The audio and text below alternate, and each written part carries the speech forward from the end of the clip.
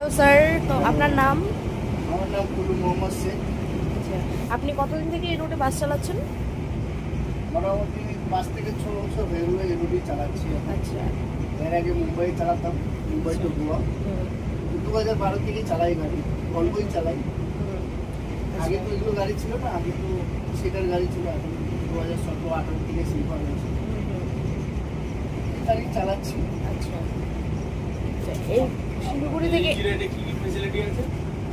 আমাদের যেরকম কলকাতা থেকে ছাড়ার সময় কাপড় দেওয়া হয়, স্ন্যাক্স বলে, আর মর্নিংয়ে নিউজ পেপার দেওয়া হয়। আর জলের বোতল প্রোভাইড করা হয়? জলের বোতল যেরকম আপনার অনলিমিটেড, আপনি যতটা নিতে পারেন, কোনো অসুবিধা নেই। কলকাতা থেকে এন্টারটেনমেন্টের জন্য কি আছে? টিভি কিছু আছে? হ্যাঁ, টিভি আছে, হেডফোন বগেরা সবই আছে। এর পাশের প্যাসেঞ্জার কোনো ডিস্টার্ব ছাড়া কি ওই হেডফোনে গান শুনতে বা মুভিজ দেখতে, গেম খেলতে পারবে? হ্যাঁ, সবই করতে হবে। আচ্ছা, আচ্ছা। আচ্ছা, আপনাদের স্টপেজ কোথায় কোথায়?